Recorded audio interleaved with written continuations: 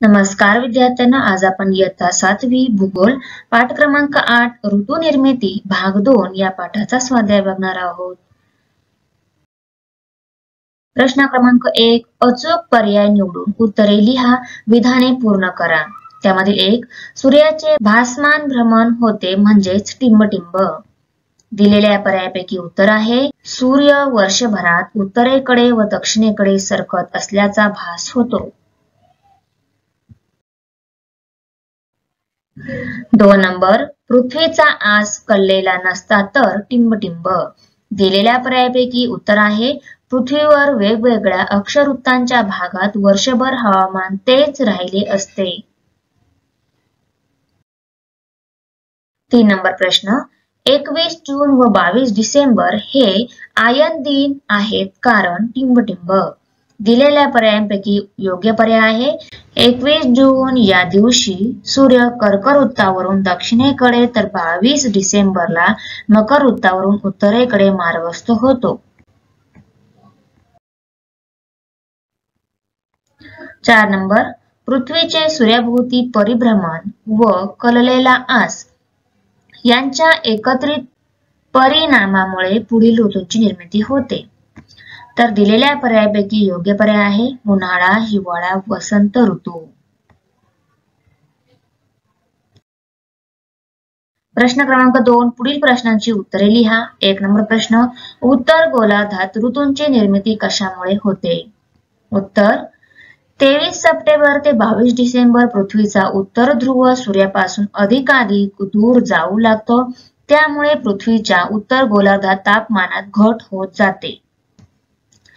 22 डिसेंबर या दिवशी पृथ्वीचा दक्षिण ध्रुव सूर्याकडे जास्तीत जास्त कललेला असतो, म्हणजेच या दिवशी पृथ्वीचा उत्तर ध्रुव सूर्यापासून जास्तीत जास्त दूर असतो। 22 डिसेंबर हा दिवस उत्तर गोलार्धातील सर्वात लहान दिनमानाचा व सर्वात मोठ्या रात्रमानाचा असतो। 22 डिसेंबर ते 21 मार्च कालावधीत उत्तर गोलार्धात दिनमानाचा कालावधी 12 तासांपेक्षा कमी कालावधीचा व रात्रमानाचा कालावधी 12 तासांपेक्षा जास्त कालावधीचा असतो। अशा प्रकारे उत्तर गोलार्धात हिवाळा ऋतूची निर्मिती होते। 2 नंबर, संपात स्थितीत पृथ्वीवरील दिनमान कसे असते? उत्तर, 21 मार्च व 23 डिसेंबर रोजी पृथ्वीचे उत्तर व दक्षिण हे दोन्ही ध्रुव सूर्यापासून समान अंतरावर असतात। पृथ्वीच्या या स्थितीस पृथ्वीची संपात स्थिती असे म्हणतात। संपात दिनी पृथ्वीवर सर्वत्र दिनमान व रात्रमान सारखेच असते।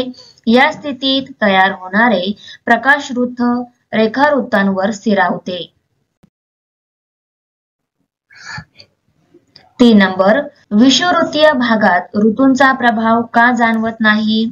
उत्तर, विषुववृत्तीय भागात वर्षातील बहुतांश दिवशी सूर्यकिरणे लंबरूप पडतात व दिनमान व रात्रमान जवळजवळ सारखेच असते।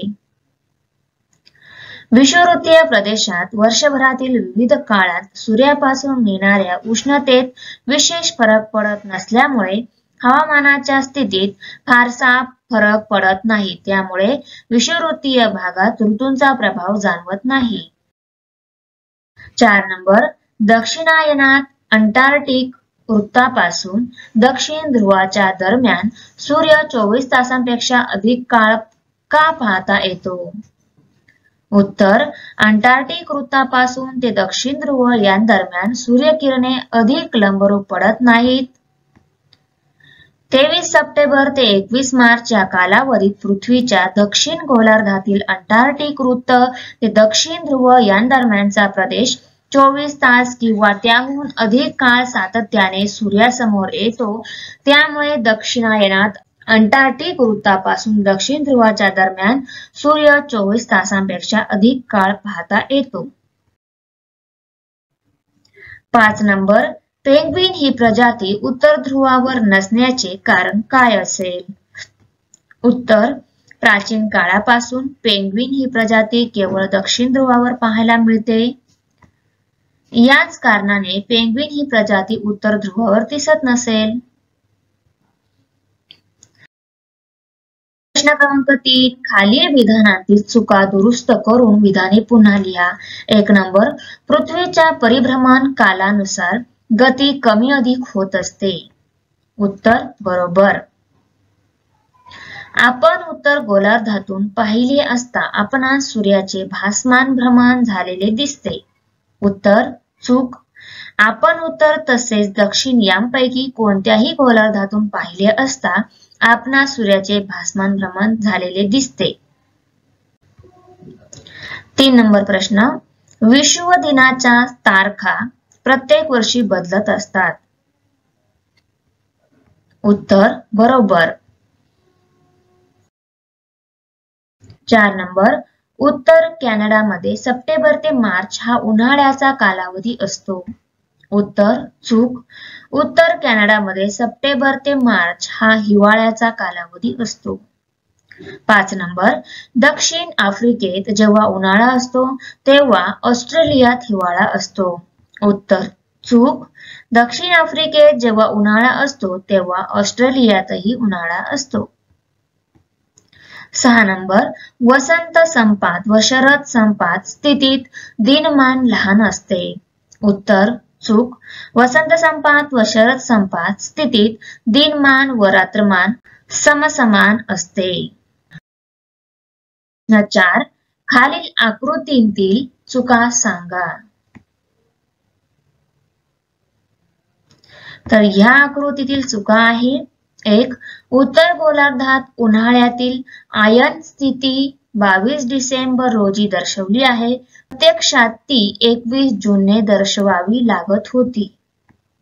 त्यानंतर उत्तर गोलार्धात हिवाळ्यातील आयन स्थिती 21 जून रोजी दर्शवली आहे.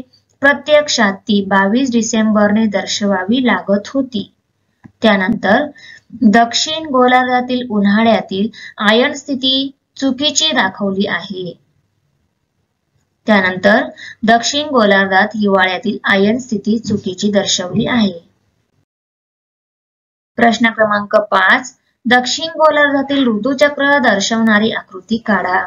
तर ही आहे दक्षिण गोलार्धातील ऋतुचक्र दर्शवणारी आकृती. व्यवस्थित काढून घ्या. Thanks for watching video. इयत्ता 7वीच्या मराठी, सेमी आणि इंग्रजी या माध्यमांच्या सर्व विषयांच्या स्वाध्यायाच्या नवनवीन व्हिडिओसाठी चॅनलला सबस्क्राईब नक्की करा. लाईक करा, कमेंट करा आणि वर्गमित्रांना शेअर करा.